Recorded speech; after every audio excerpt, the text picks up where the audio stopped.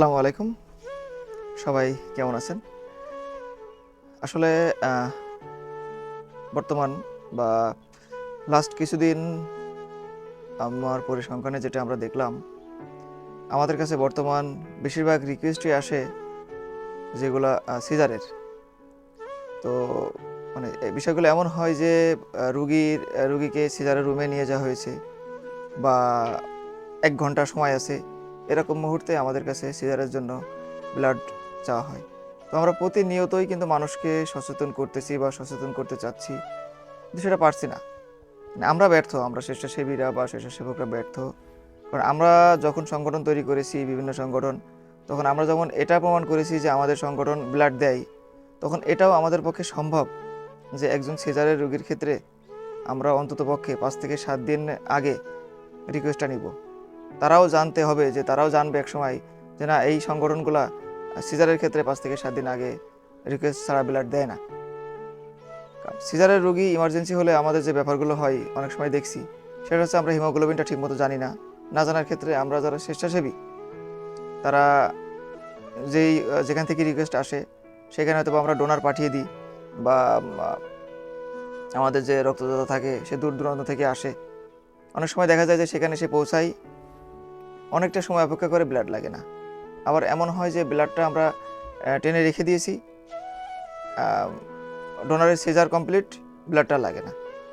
তো অধিকাংশ জায়গাতে আমাদের ব্লাড রাখার তেমন কোনো ভালো ফ্রিজ, যে রেফ্রিজারেটর যেটা বলে, সেটা নাই।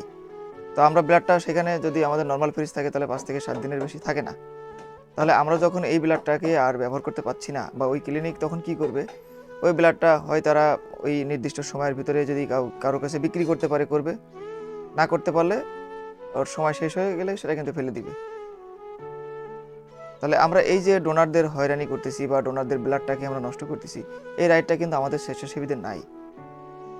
তো আমি আমার জায়গা থেকে, আমি আমার যতগুলো সংগঠন আছে যাদের সাথে আমার যুক্ত আছে, আমি সব জায়গাতেই বলার চেষ্টা করি অন্ততপক্ষে সিজারের রোগীর জন্য আপনারা ৫ থেকে ৭ দিন আগে আমাদেরকে জানিয়ে রাখবেন, আমরা ব্লাড খুঁজে দেওয়ার চেষ্টা করব।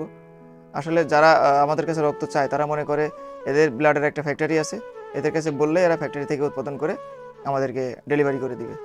এটা কিন্তু ঠিক না। একটা রক্তদাতা, আমাদের অনেক রক্তদাতা আছে যারা আমাদের এই বিহেভিয়ারের কারণে আমাদের রক্তদাতাগুলো নষ্ট হয়ে যাচ্ছে। আবার এমন অনেক হয় যেখানে রক্তদাতাগুলো যায়, ব্লাড লাগে না, তারা স্টুডেন্ট মানুষ, তাদের কাছে যাওয়ার গাড়ি ভাড়াটা পর্যন্ত থাকে না, রক্ত লাগে না অনেক সময়, তারা বাড়িতে কীভাবে ব্যাগ আসবে সেই অবস্থা তারা জানে না। তাহলে এই যে পরিস্থিতিগুলো আমরা তৈরি করতেছি, এটা আমাদের কিন্তু স্বেচ্ছাসেবী হিসেবে এটা আমাদের কাম্য নয়। তো আমি অনুরোধ করব, আমি আমার ব্যক্তিগতভাবে আমার সাথে যতগুলো স্বেচ্ছাসেবী, যতগুলো সংগঠন সংযুক্ত আছেন, আমাদের এলাকাভিত্তিক সংগঠন Anirban blood donor club, Kotchandpur blood bank, Elangi স্বেচ্ছাসেবী সংগঠন, Jhenaidah blood bank, Jessore blood bank, Bandhumahal blood donor society, যেটা ঝিনাইদহ জেলা সদস্য হিসেবে বর্তমানে আমি আছি। তো আমি সবাইকে বিশেষভাবে অনুরোধ করব, আপনারা একটা জিনিস সব জায়গাতে বোঝানোর চেষ্টা করবেন যে সিজারের রোগীর ক্ষেত্রে বা সিজারের রোগীর জন্য অন্ততপক্ষে ৫ থেকে ৭ দিন আগে যেন তারা রিকোয়েস্ট করে আমাদের, বা আমাদের কাছে একটা তথ্য জানিয়ে রাখে। এবং বিশেষ করে সিজারের রোগীর ক্ষেত্রে অবশ্যই হিমোগ্লোবিনটা জানতে হবে। অবশ্যই হিমোগ্লোবিন কত সিজারের রোগীর সেটা জেনে আমাদের যে কোনো স্বেচ্ছাসেবী, আমাদের যে মেসেঞ্জার গ্রুপগুলো আছে, আমাদের যে ফেসবুক গ্রুপগুলো আছে, সেখানে পোস্ট দিবেন। আশা করি আমরা এই প্রসেস করলে হয়তো বা ডোনার যে হয়রানি বা ডোনার রক্ত দিতে ব্যর্থ হওয়া বা ডোনার রক্ত দিতে যে ফিরে আসা, এই কাজগুলো হয়তো বা হবে না। আমি আমার সকল স্বেচ্ছাসেবীদেরকে অনুরোধ করব, আপনারা একটু সচেতন হন এবং আমাদের যারা আছে, যারা রোগীর স্বজন, তাদেরকে সচেতন করার চেষ্টা করুন। আল্লাহ হাফেজ। পারভেজ হাসান, পরিচালক অনির্বাণ ব্লাড ডোনার ক্লাব, সদস্য বন্ধুমহল ব্লাড ডোনার সোসাইটি, ঝিনাইদহ জেলা।